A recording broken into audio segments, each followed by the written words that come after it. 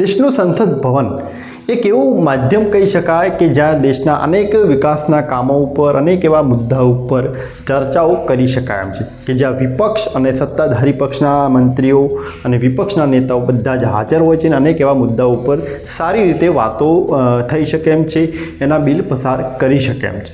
પરંતુ ઘણા ટાઈમથી તમે જોઈ રહ્યા છો એ પ્રમાણે સંસદમાં માત્ર ને માત્ર કોઈ વિકાસના કામો નહીં પરંતુ આડાઅવળી જ વાતો ઉપર આડાઅવળા જ મુદ્દાઓને ધ્યાનમાં રાખીને જ સંસદ હાલ ચાલી રહી છે.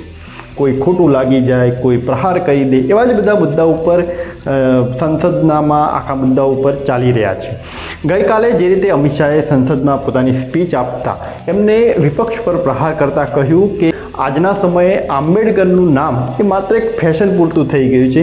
આંબેડકરનું નામ એ લોકો ફેશન બની ગઈ હોય એ રીતે લોકો લઈ રહ્યા છે. એમનો કહેવાનો મતલબ ક્યાંક ને ક્યાંક વિપક્ષ ઉપર હતો કે વિપક્ષ વારંવાર આંબેડકરના નામ ઉપર જ પ્રહાર કરવાનું શરૂ કરી દેતી હોય છે.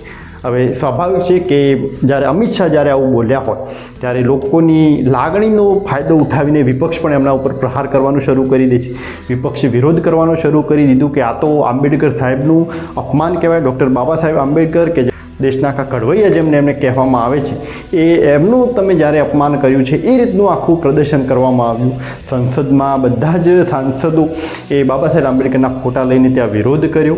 સાથે અનેક નેતાઓએ એના ઉપર પ્રતિક્રિયા આપી છે. ક્યાંક અમિત શાહને માફી માંગે એ રીતની તેઓ વાત કરી રહ્યા છે. કઈ રીતની પ્રતિક્રિયાઓ સામે આવી એ થોડુંક જોઈએ. कल पार्लियामेंट में अमित शाह ने बाबा साहब अम्बेडकर के बारे में बहुत ही गंदी बात की. डॉक्टर भीमराव बाबा साहब अम्बेडकर का अपमान करते हुए ये कहा कि आजकल कुछ लोगों को अम्बेडकर अम्बेडकर अम्बेडकर बोलने का फैशन हो गया है. अरे जो दलित, आदिवासी, ओबीसी ऐसे जो कमजोर लोग हैं, अपनी पीड़ा और दर्द बाबा साहब अम्बेडकर ने उनकी पीड़ा और दर्द को समझा था, इसलिए वो अम्बेडकर का नाम लेते हैं. जो सामाजिक न्याय की लड़ाई लड़ते हैं इसलिए वो भीमराव बाबा साहब अम्बेडकर को याद करते हैं. ये कोई फैशन नहीं. तो इस प्रकार से इंसल्टिंग टोन में बाबा साहब अम्बेडकर के बारे में बात करना, वो भी पार्लियामेंट में, वो बेहद शर्मनाक है. और अमित शाह को हर कीमत पर माफी मांगनी चाहिए. अमित शाह को संसद के पटल पर से माफी मांगनी चाहिए, जनता के बीच में आकर माफी मांगनी चाहिए और ये कहना चाहिए कि मैं दोबारा कभी ये गलती नहीं करूंगा. और न केवल इतना, नरेंद्र मोदी को उससे माफी मंगवानी चाहिए.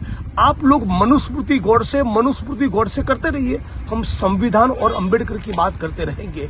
संविधान जिंदाबाद, अम्बेडकर जिंदाबाद. जय भीम बोलेंगे, लगातार बोलेंगे, बार बार बोलेंगे. और अमित शाह तुमसे माफी भी मंगवा कर रहेंगे. जब तक तुम माफी नहीं मांगोगे तुम्हारे खिलाफ उग्र आंदोलन होगा, ये लिख के रखो. તો આ રીતે વડગામના ધારાસભ્ય જિગ્નેશ મેવાણીએ અમિત શાહ ઉપર આ રીતના પ્રહારો કર્યા છે.